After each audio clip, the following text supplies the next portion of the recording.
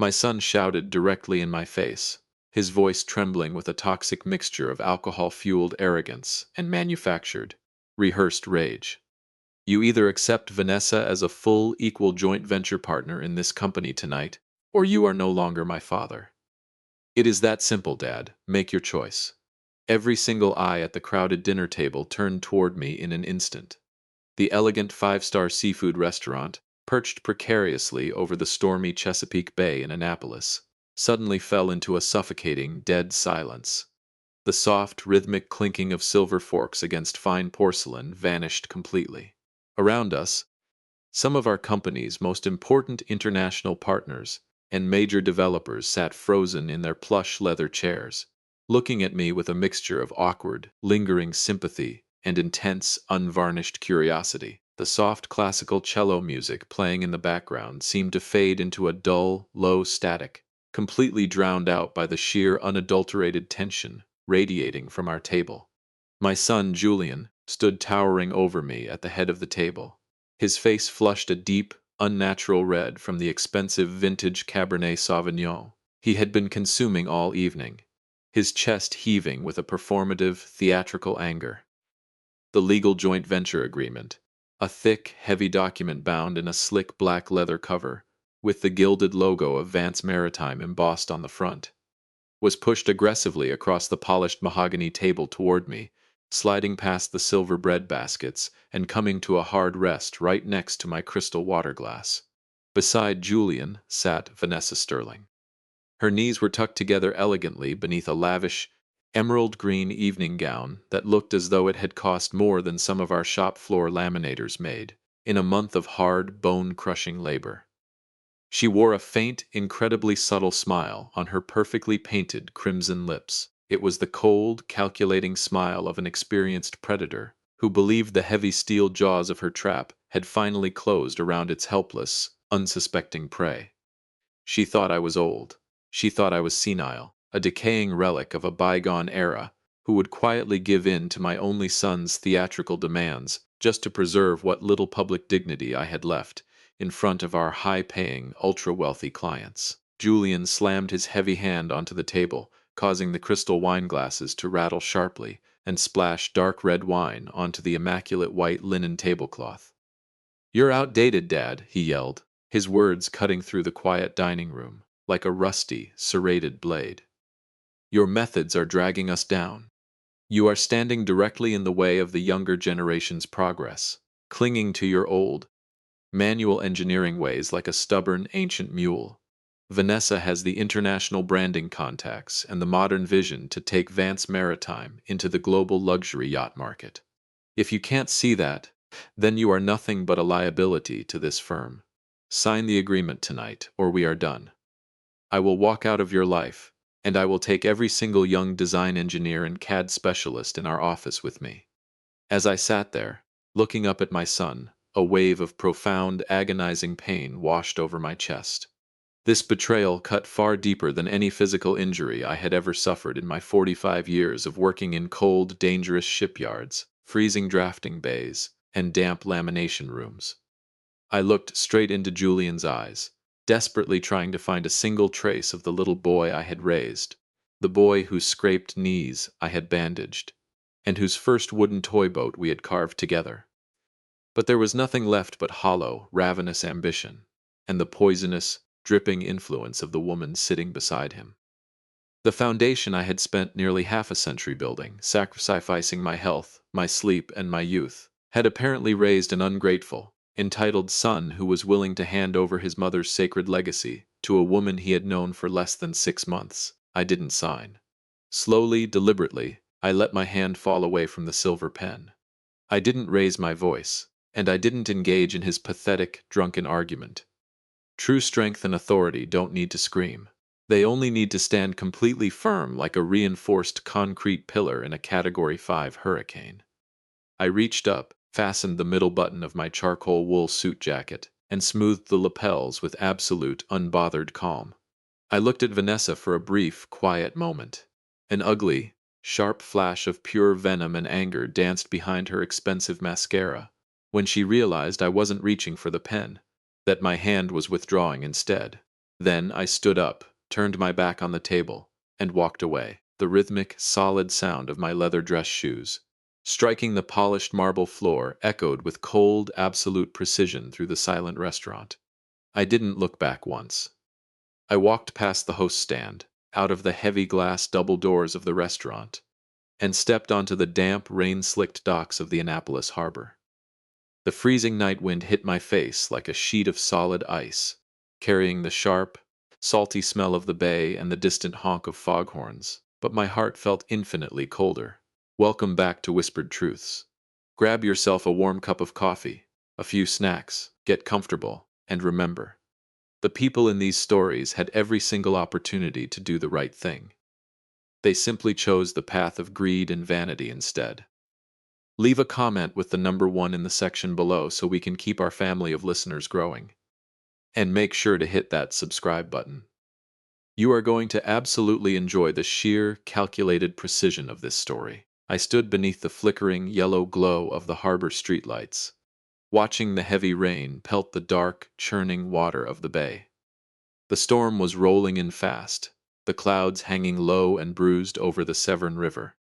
Inside the warm, brightly lit restaurant, the Feast of Vultures was still underway. They thought they had won. Julian and Vanessa believed they had successfully pushed the master builder out of his own shipyard. They assumed that my silence on the docks was a sign of defeat, that I was going to crawl back to my quiet townhouse, pour myself a glass of whiskey, and accept my forced retirement. But they had made one fatal, irreversible error. No matter how magnificent, how luxurious, or how sleek a custom yacht may appear as it glides through the water, it will suffer a catastrophic structural failure and sink to the bottom of the ocean if its internal frames are hollowed out. And I was the only man alive who held the original engineering blueprints of those frames. The game had only just begun. I drove through the late-night darkness, the heavy rhythmic thumping of my truck's windshield wipers matching the steady, slow pounding of my heart. The cold rain was coming down in sheets now, blurring the lights of the Severn River Bridge into soft, bleeding smears of red and white. The clock on the dashboard of my old Ford F-250 showed 3:45 in the morning when I finally pulled into the empty, gravel parking lot of Vance Maritime Engineering. I pushed open the heavy steel door of our administrative office, the metallic creak echoing loudly in the quiet night. The building was dark, cold, and completely silent. The air inside carried the familiar, comforting scent of old blueprint files, curing epoxy resin and unfinished teak wood. The smell of my entire life's work. I didn't turn on the overhead fluorescent lights. Instead, I walked over to my desk and let the faint, pale glow of the harbor streetlights filter through the large glass windows, casting long, cage-like shadows across the hardwood floor. I slowly lowered my tired body into the familiar, worn leather executive chair. As I sat there in the quiet darkness, a dull, throbbing ache flared in my right knee joint.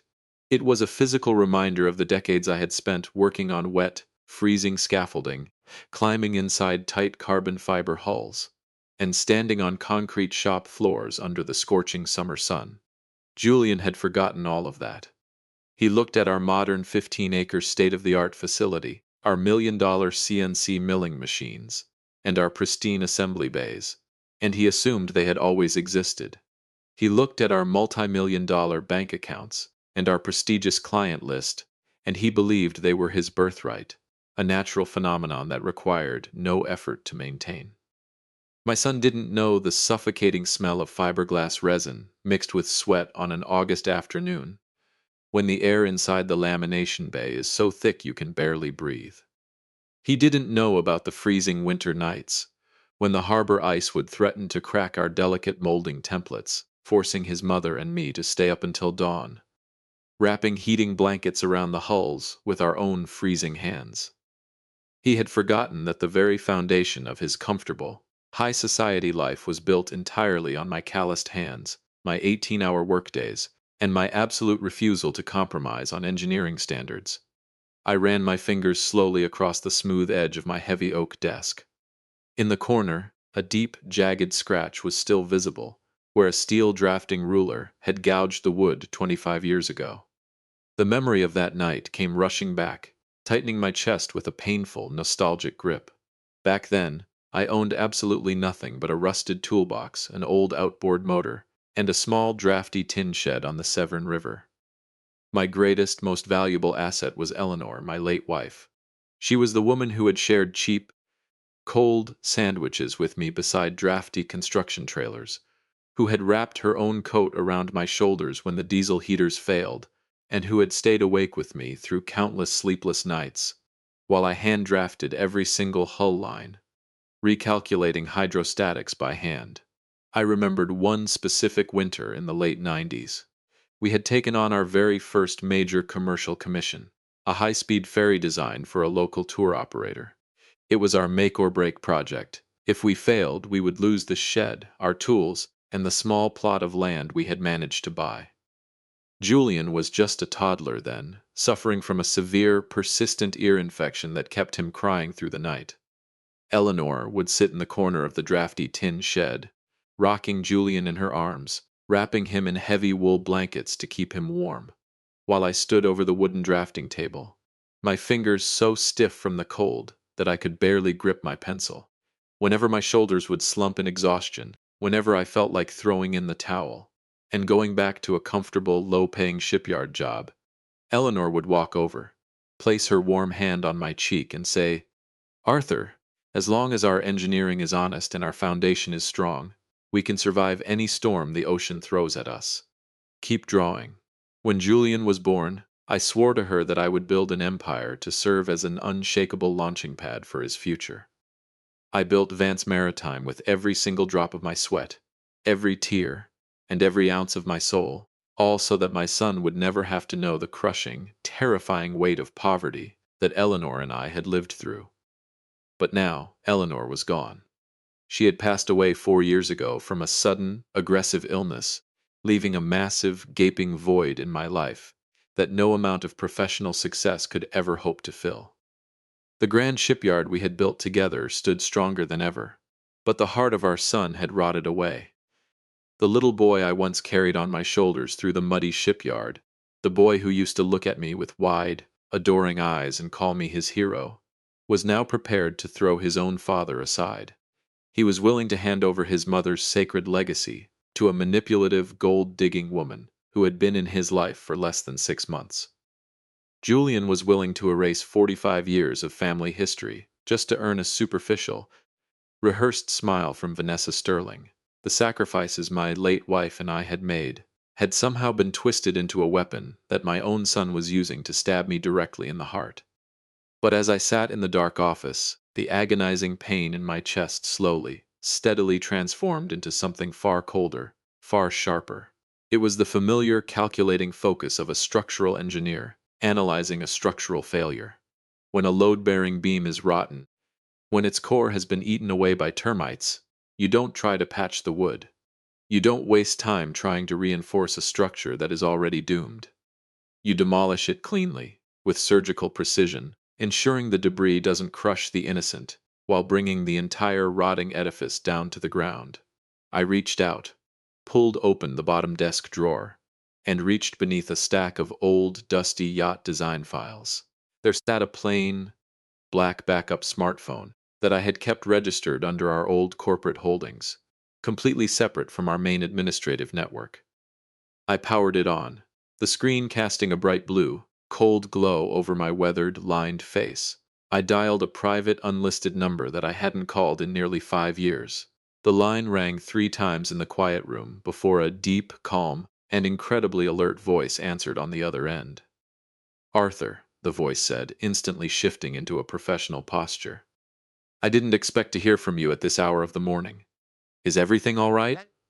I need your help." "Marshall," I said quietly, my voice completely flat and devoid of any parental warmth.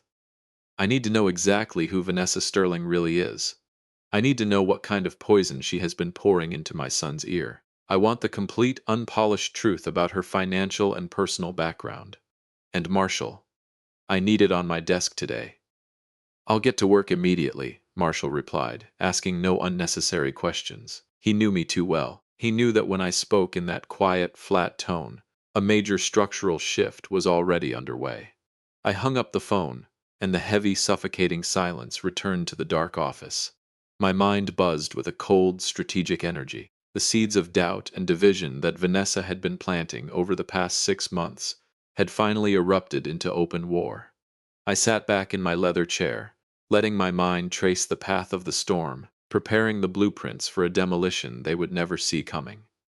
At exactly noon the following day, the digital file from Marshall Hastings arrived on my secure tablet.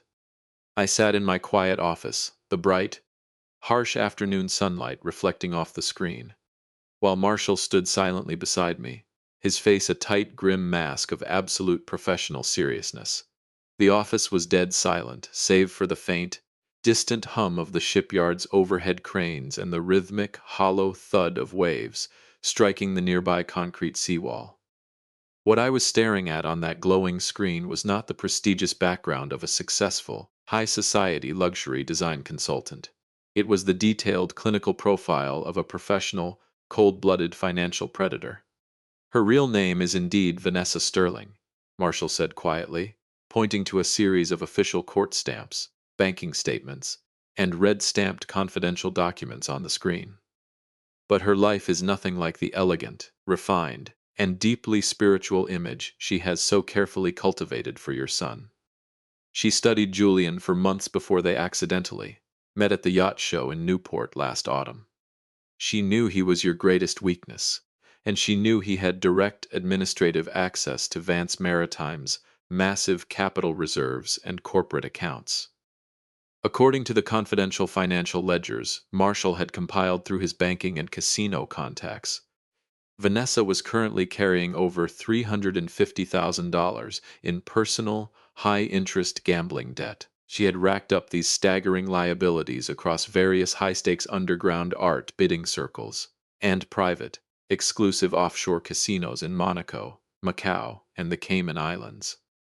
Aggressive private lending firms and offshore debt collection agencies were actively searching for her, threatening to destroy her public standing and drag her into federal court if she didn't find a massive source of capital immediately. But that was only the tip of the iceberg. As I scrolled further down the pages, my hand began to tighten around the edges of the tablet until my knuckles turned stark white, the screen slightly distorting under the pressure of my fingers. Vanessa's 3 previous husbands had all been mid-sized marine contractors and custom boat builders in different coastal states, one in Rhode Island, one in North Carolina, and one in Florida.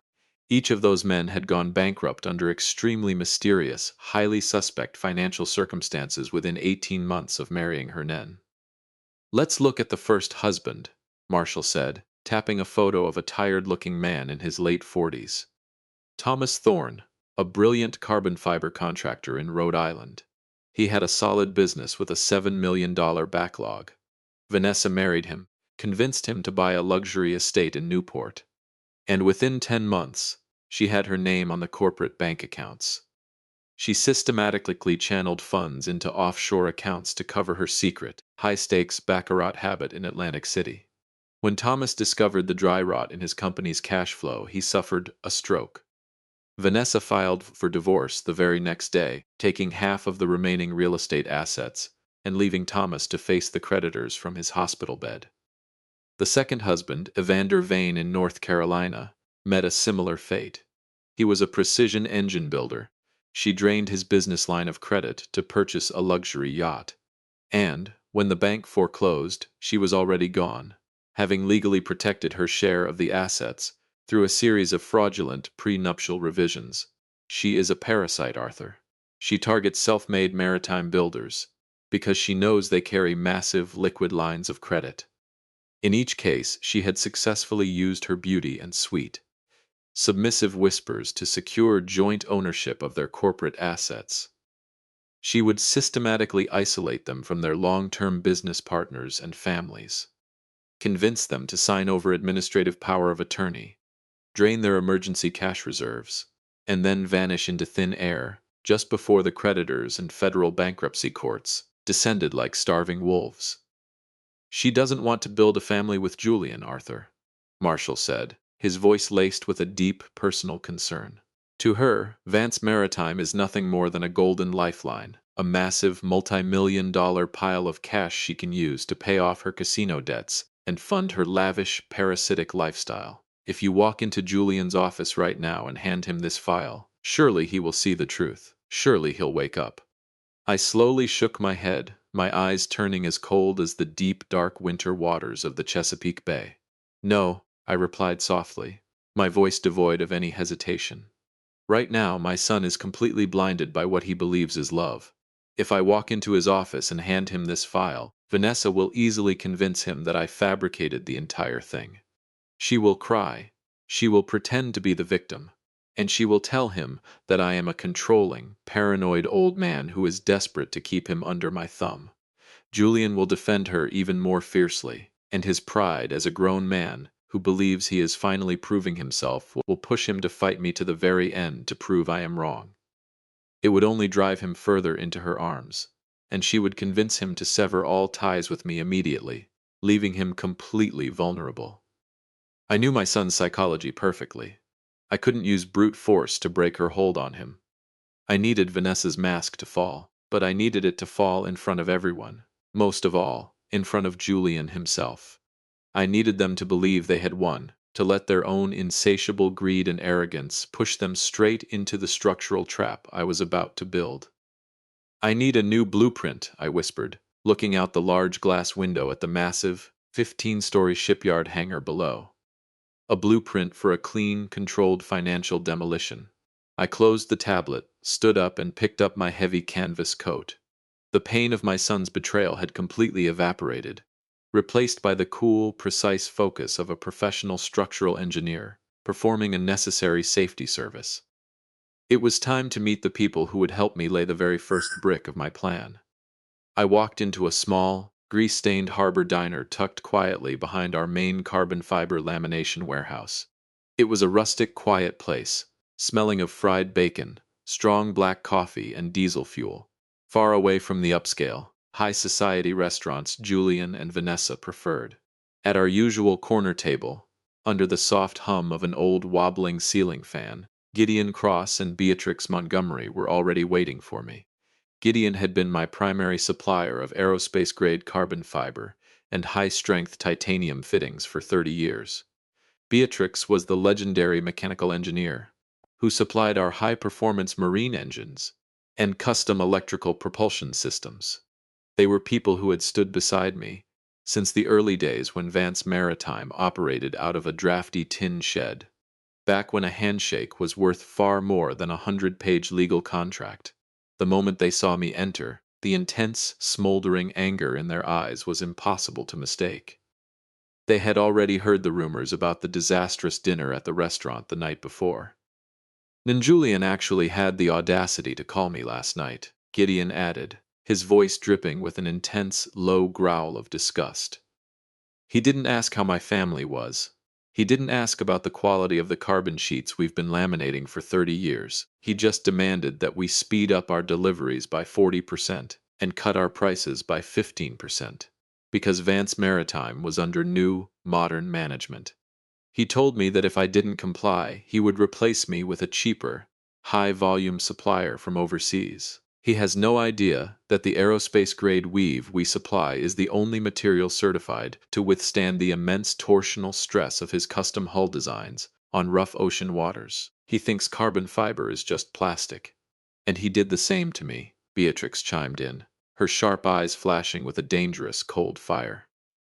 He called our engineering bay and asked if we could substitute our hand-built titanium shafts with cheaper steel alloy alternatives to improve our profit margins for the upcoming quarterly report.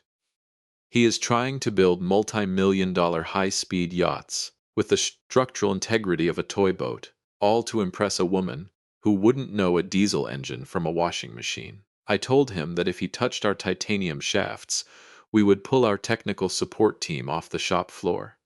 He laughed and told me he didn't need us. I sat down and gestured for them to remain calm. I didn't complain, and I didn't ask for their sympathy or validation. Instead, I quietly slid 2 new, officially sealed incorporation documents across the wooden table. They were the registration papers for a newly formed entity called Aegis Marine Solutions. Arthur, what is this? Gideon asked, his brow furrowing as his eyes scanned the official corporate seals. I am stepping down from Vance Maritime, I said quietly, looking directly into my two oldest friends' eyes.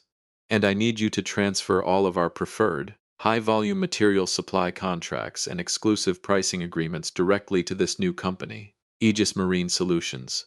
Effective immediately. I paused, letting the immense weight of my next words sink into the quiet corner of the diner. I also need you to completely discontinue the deferred payment terms and open lines of credit that you have traditionally extended to Vance Maritime. From now on, if they want your materials, they pay cash up front, full price, before a single shipment leaves your warehouse. Gideon slammed his heavy calloused hand onto the table, making the thick porcelain coffee mugs rattle. We didn't partner with the name Vance Maritime because of some shiny corporate sign, Arthur. We partnered with you. We trusted your hand, your engineering, and your word. I won't deliver a single yard of carbon fiber to that company if you're not the one personally certifying the build.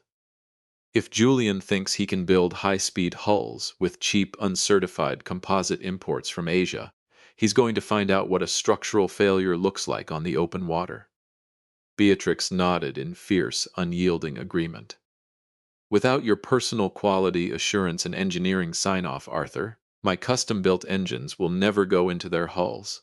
If Julian thinks he can run that facility on marketing theories and high society brochures, he is in for a very rude, very expensive awakening. A faint, cold smile crossed my face. Relationships, trust, and professional reputation are structural elements that cannot be transferred through a corporate signature. Julian believed that by forcing me out and taking my CEO seal, he was acquiring my entire legacy, my 50 years of status in the maritime industry. He was far too naive. Over the next 48 hours, I quietly contacted our most loyal, long-term clients, the private yacht owners and major commercial shipping firms who had commissioned our custom hydrofoil designs. I didn't speak a single negative word about my son. I simply, formally notified them that I was withdrawing my personal professional engineering (PE) stamp and design certifications from Vance Maritime's upcoming projects. At the same time, I sent a formal notification to the regional office of the United States Coast Guard and the primary marine insurance underwriters at Lloyd's of London, stating that I was no longer the active chief engineer on record for Vance Maritime's custom builds. The implications of this move were catastrophic for the company, and our major clients understood them instantly. In the commercial maritime industry, without a licensed master engineer's personal PE stamp on the structural blueprints, no insurance firm in the world would underwrite the vessels, and no port authority would allow them to leave the docks. Every single project currently sitting in our assembly bays was now legally frozen, unable to be certified or delivered. The blueprint for my revenge was now complete, measured down to the millimeter. Measured down to the millimeter, I had systematically removed the strongest load-bearing columns from Vance Maritime and transferred them into Aegis Marine Solutions, leaving behind nothing but a beautiful, glittering outer shell. And then, my phone vibrated in my pocket. It was the formal notification from our corporate board. The official signing ceremony to transfer my authority and 50% of the company's shares to Vanessa had been scheduled for tomorrow morning. I smiled, stepped out of the diner into the cool Annapolis air, and prepared my finest suit. I was going to give them exactly what they had demanded. And in doing so, I would hand them the keys to their own financial ruin. The main conference room of Vance Maritime was flooded with bright, harsh morning sunlight that reflected off the long, polished glass table. Julian sat at the head of the table, his face carrying the smug, arrogant expression of a man who believed he had successfully dethroned the king and taken his place on the throne. Beside him sat Vanessa Sterling. She wore a sharp, custom-tailored white designer business suit, but the intense, predatory hunger in her eyes was impossible to hide whenever her gaze drifted toward the leather-bound CEO folder lying on the table. I entered the room calmly, carrying my old leather briefcase. There was no warm greeting between father and son, only the freezing, sterile formality of a corporate takeovers. The corporate lawyers sat on either side of the table, their faces completely neutral, like statues of cold gray stone. They had seen dozens of these takeovers before, and they knew better than to interfere in a family's internal war. I watched them quietly arrange their silver pens and yellow legal pads, their eyes occasionally drifting toward my worn leather briefcase, with a subtle look of pity. They assumed I was a beaten old man, a father who had been completely cornered by his son's ruthless ambition. Julian was practically vibrating with excitement, his fingers tapping a fast, nervous rhythm on his expensive leather-bound tablet. He kept looking at the digital clock on the wall, eager to get the signing over with, so he could host his first press conference as the sole, unchallenged CEO of Vance Maritime. Julian's corporate attorney slid the thick transfer documents toward me. "These agreements will officially finalize your retirement, Dad," Julian said, his voice dripping with an artificial, practiced respect. "They will strip you of all executive authority and transfer full operational control and 50% of the company's shares directly to Vanessa, as we agreed. We want to ensure a smooth transition, but we must make it official today." I picked up my pen, looking directly into Vanessa's eyes. A brief, unmistakable flash of triumph and mockery sparkled in her gaze. She believed she had successfully outsmarted an old man, that she was only seconds away from gaining control of a multi-million-dollar maritime empire that would easily erase her high-stakes gambling debts and fund her luxury lifestyle. I signed my name with a steady, unhurried hand. But before I slid the documents back across the table, I turned to the very last page of the contract's dense appendices and tapped my finger against a specific narrow clause, printed in tiny, single-spaced lettering. "Before this transfer is legally finalized," I said, my voice completely flat and calm, "we must address the joint financial liability for the company's existing $4.2 million line of credit. Since Vanessa is receiving 50% of the shares in full operational control, she must sign this page as a personal guarantor for all outstanding corporate liabilities. It is standard banking compliance for a change in majority ownership." For a brief second, Vanessa froze. A sharp, icy flicker of hesitation and cold panic crossed her beautiful face. She was an experienced, professional grifter, and she knew the immense, terrifying dangers of signing a personal guarantee for a multi-million-dollar corporate debt. Her eyes narrowed as she scanned the paragraph, her breathing turning shallow. But Julian, completely blinded by his desperate desire to prove himself and protect his wife, immediately stepped in. "That is perfectly reasonable, Dad," he said dismissively, looking at Vanessa with absolute blind devotion. "Since Vanessa is now family and a full partner, it makes complete sense for her to stand beside me. This is our company now, and we have absolutely nothing to fear. Show my father how committed you are, honey. Don't let his old-school hesitation slow us down." Vanessa looked at the contract, then back at my steady, unreadable face. The pressure of the $350,000 in casino debts waiting outside, combined with her supreme arrogance and belief that Vance Maritime was an unstoppable cash machine, clouded her judgment. She believed the company's massive revenues would easily cover any liabilities, and she had no idea that I had already dismantled the supply chain. She smiled arrogantly, grabbed the gold-plated designer pen, and signed her name with a dramatic flourish. I slowly stood up, closed my briefcase, and fastened the middle button of my suit jacket. "Congratulations," I said quietly, looking at the two of them. "This is going to be an incredibly educational experience for both of us." Then, I turned and walked out of the room that had been my second home for nearly half a century. They had absolutely no idea that they had just signed their own financial death warrants. They believed they had acquired a gold mine. They didn't know that my carefully engineered structural trap had officially snapped shut around their ankles. Exactly 3 days after that boardroom signing ceremony, the entire shipyard of Vance Maritime ground to a sudden, catastrophic halt.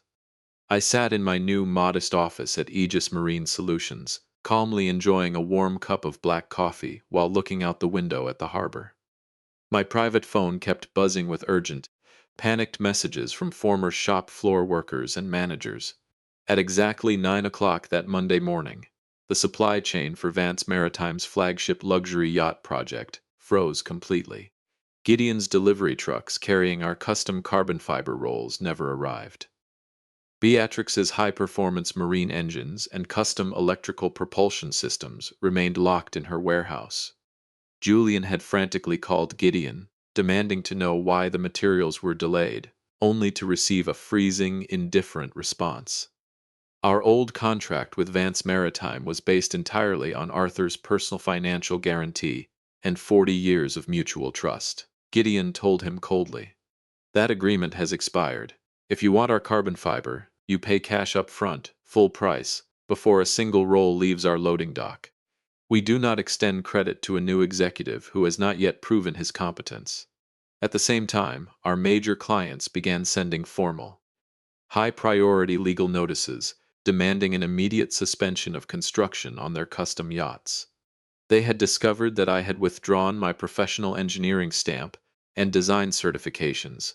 Without my PE stamp, the vessels were legally uninsurable and could not be certified for maritime transport. Our clients demanded that Julian either bring me back to certify the designs or face immediate contract termination and multi-million-dollar penalties for breach of agreement. The administrative offices of Vance Maritime descended into absolute, suffocating chaos. The phones rang non-stop like war drums, but the most devastating blow came from a completely unexpected direction.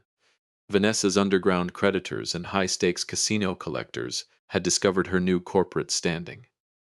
They realized she now officially owned 50% of a major, multi-million-dollar maritime engineering firm. Aggressive, intimidating collection calls started pouring directly into the main reception lines. Men with terrifying reputations began appearing in our building lobby, demanding to speak with Vanessa. Panic consumed her. She locked herself inside the executive office, the carefully applied makeup on her face, no longer able to conceal her absolute, paralyzing terror. Julian stood helplessly as the company began to slide into rapid, unstoppable paralysis. The joint liability agreement he had proudly pushed his wife to sign was now tightening around their necks like a steel noose. Finally, his voice trembling with panic and desperation, Julian called my private number.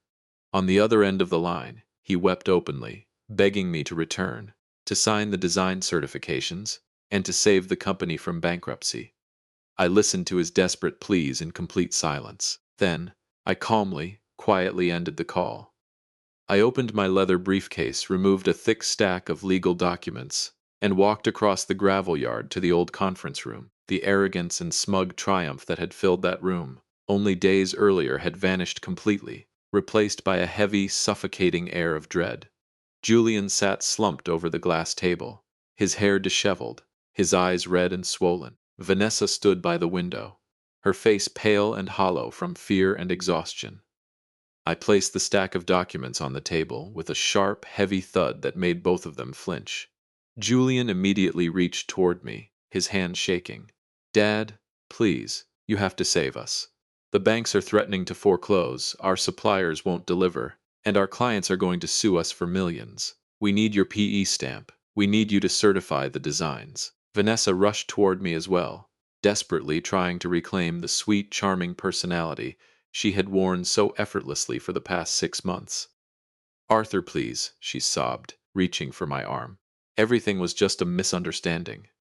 We are family, and we should face these difficulties together. Please, help us." I looked at her with an icy, mocking smile and gently stepped back, letting her hands fall into the empty air. I pushed the legal documents across the glass table. "Take a very close look at these numbers," I said, my voice dropping into a freezing, unyielding rhythm. The first document was a formal legal notice withdrawing all intellectual property and patent licenses related to Vance Maritime's proprietary hull and hydrofoil designs. "Every single core technology we use to build our custom yachts is registered under my personal independent patent portfolio," I explained with quiet precision. "Once I step down, Vance Maritime no longer had the legal right to use a single one of my designs. If you lay down another yard of fiberglass using my hull patterns, I will file an immediate federal injunction for patent infringement. The next documents were notices from our primary banking partners regarding the immediate acceleration of the $4.2 million corporate line of credit, triggered automatically by the company's failure to maintain certified engineering leadership. Vanessa's hands trembled violently as she turned the pages, the remaining color draining from her face. This can't be happening, she stammered, her voice cracking. I own 50% of this company. I have a right to its assets. You own 50% of an empty, uncertified shell, I said, leaning forward, my eyes boring into hers with absolute, crushing finality. And you now officially own 100% of your joint personal liability for a $4.2 million debt that is due in full by the end of the week. Welcome to reality, Vanessa. She collapsed back into her leather chair, staring blankly at the papers. The transfer agreement she had eagerly signed had officially become the handcuffs locking her future into a black hole of financial ruin. Julian looked at his wife, then up at me, complete confusion and betrayal filling his eyes. Why are you doing this to us, Dad?" he whispered. A structure built on a rotten foundation must be completely demolished before it can ever be rebuilt, Julian, I said quietly. Then, I turned, walked out of the room, and closed the heavy mahogany door behind me. Just as I had predicted, a professional predator like Vanessa would never remain aboard a sinking ship. The following morning, Julian's luxury executive office was completely empty. During the dead of night, Vanessa had cleaned out every single dollar remaining in the company's emergency cash reserves, $120,000 in cash, and vanished like a ghost into the dark. She left behind nothing but a mountain of debt, a shattered company, and a signed divorce petition lying on Julian's desk. She had abandoned my son the very instant she realized there was no more gold left to mine. At 3 o'clock that afternoon, the door to my new office at Aegis Marine Solutions burst open. Julian stepped inside, looking worse than I had ever seen him in his entire life. His expensive designer clothes were wrinkled and covered in dirt. His beard was unshaven, and his eyes were swollen and bloodshot from crying and spending the entire night awake. The arrogance and smug superiority of the young, high society executive were completely gone. Standing before me now was nothing more than a broken, terrified boy, trembling in the middle of a catastrophic storm he had created with his own hands. He took 3 shaky steps forward, and then, his knees buckled, he dropped heavily onto the concrete floor in front of my desk, sobbing uncontrollably. He grabbed my knees, burying his face in his hands, and repeatedly begged for my forgiveness. "I am so sorry, Dad," he cried, his voice cracking with a raw, agonizing pain. "I was so stupid, I was so blind, I let her turn me against you. I let her destroy everything you and Mom built. Please, Dad, please save me, save our family name." The satisfaction of seeing a wrongdoer punished faded instantly, replaced by the deep, aching grief of a father watching his only child suffer. I felt an invisible, heavy hand squeezing my heart. I remembered the little boy who used to run after me around the shipyard, wearing an oversized plastic hard hat that kept slipping over his eyes, grinning from ear to ear as I showed him how a boat floats. I had sworn to Eleanor that I would protect him forever. But I also knew with absolute engineering certainty that if I surrendered too easily this time, if I simply handed him a check and fixed his problems, he would never truly grow up. He would remain a weak, compliant boy, waiting to be destroyed by the next predator who came along. I sat in complete heavy silence, watching my son weep at my feet for 10 full minutes. I didn't help him up, and I didn't offer any soft words of comfort. I let him face the raw, unpolished consequences of his own foolish decisions. Finally, as his sobbing began to fade into quiet, exhausted gasps, I reached into my desk drawer and pulled out a single sheet of paper. I slid it slowly across the desk toward him. It wasn't a multi-million-dollar check to rescue Vance Maritime. It was a standard, entry-level employment contract for an apprentice laminator at Aegis Marine Solutions. "If you want to rebuild your life, Julian," I said, my voice quiet but filled with an unyielding determination. You start at the very bottom. You will wear the dirty, grease-stained work coveralls.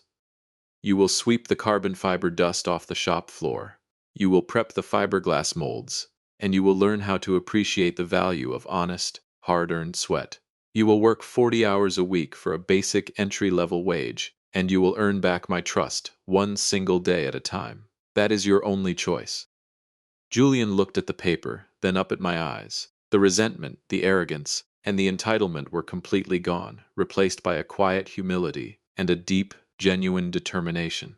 He picked up the pen and slowly, steadily signed his name. And every single morning, Julian arrived at our new, modest assembly bay before the sun had even cleared the horizon. There were no comfortable executive chairs, no air-conditioned offices, and no high society clients waiting to buy him expensive lunches. He wore a heavy, thick cotton work jumpsuit, his hands covered in sticky epoxy resin and black carbon fiber dust. I watched him stand over the massive steel molds, his back aching from hours of repetitive, exhausting labor, carefully laying down sheet after sheet of high-strength carbon fabric.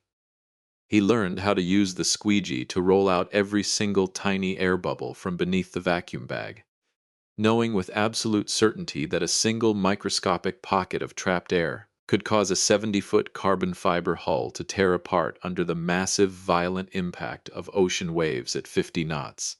He worked alongside our veteran, calloused shop crew, men who had spent 30 years working in the dust and heat, men whom Julian had once dismissed as outdated, slow-moving relics of the past. At first, they looked at him with silent, justified suspicion, refusing to speak to the former high society executive who had nearly bankrupted the company. But Julian didn't complain. He didn't demand respect or try to assert his former authority. He bowed his head, listened quietly to their harsh corrections, and worked twice as hard as anyone else on the floor. He swept the dark composite dust off the concrete floor at the end of every shift, cleaned the sticky resin pots with acetone, and stacked the heavy titanium fittings in our material cages. Slowly, day by painful day, the callouses on his hands began to harden, and the trust of the men on the shop floor began to return. They saw that he was no longer a weak, compliant boy waiting to be fed on a silver platter. He was becoming a craftsman, a builder, who understood that a truly magnificent structure is not designed in a marketing brochure, but built through honest, exhausting, and dedicated sweat. From the ashes of that catastrophic collapse, we began the slow daily process of rebuilding trust. Every single morning, Julian arrived at the shipyard before dawn, wearing his blue work coveralls. He worked alongside our shop floor crew, accepting the hardest, dirtiest jobs without a single word of complaint. He learned how to mix resin, how to lay down carbon fiber sheets, and how to respect the incredible craftsmanship of the people who built our vessels. Relationships are not like yachts. You cannot simply pour a new mold and start over in a single day. Trust must be painstakingly built, one layer at a time, like the carbon fiber hull of a custom boat. Looking across the bustling shop floor today, watching Julian carefully inspect a newly laminated hull under the warm afternoon sun, a sense of profound peace has finally returned to my heart. His face has grown darker and weathered from months of hard work and sunlight, but the honest, genuine smile of the boy I once knew has finally returned. Our new project at Aegis Marine Solutions is taking shape beautifully, and this time, its foundation is built on integrity, honest craftsmanship, and the unconditional, unyielding love of a father. A foundation built on those things will never collapse, no matter how fierce the storms of life may become. Before I say goodbye, I want to leave you with 3 hard-earned lessons that cost me the legacy of my old company to learn. Lesson 1. Never mistake a parent's patience, silence, and unconditional love for weakness that can be exploited. A father's love is a powerful, protective force, but when that love is betrayed, it can transform into an unyielding wall of justice. Lesson 2. A strong structure cannot be built on a hollow foundation. If you build your life, your marriage, or your business on greed, manipulation, and lies, the entire system will inevitably suffer a catastrophic structural failure when the first real storm hits. Lesson 3. The greatest, most satisfying revenge is not destroying the person who wronged you. It is having the strength to tear down what is false, and helping the people you love find their way back to their true, honest selves. Thank you for joining me on Whispered Truths. Don't forget to share your own thoughts in the comments section below, and hit that subscribe button so you won't miss our next hard-earned lesson. I'll see you in our next story. You thought Vance Maritime was just a collection of buildings, a pile of concrete, and a shiny corporate logo, Julian, I said, my voice quiet but carrying the heavy, echoing weight of 30 years of engineering certainty. You believed that by holding the executive seal and having Vanessa's name on the deed, you could command the respect of our suppliers and the trust of our clients. But you forgot the most basic rule of structural physics. A building does not support itself. It is held up by the unseen, deep concrete piles driven into the solid bedrock below. My reputation, my relationships with Gideon and Beatrix, and my personal professional engineering stamp were the only load-bearing columns holding this entire company upright. When you kicked me out, you severed those columns, and the weight of your own greed is what brought the roof crashing down on your heads. Julian looked at the accelerated loan documents, his hands trembling so violently that the paper rattled like dry leaves in a winter wind. "Dad, please," he choked out, a heavy tear slipping down his soot-covered cheek. I didn't know. I was so blind. I let her tell me that you were holding me back, that you didn't trust my creativity. She made me feel like I was finally a leader, a visionary, but I was just a fool. I threw away my own mother's legacy for a lie. Please, Dad, you have to help me fix this. I don't care about the CEO title anymore. I don't care about the luxury office. Just don't let them take everything Mom and you built.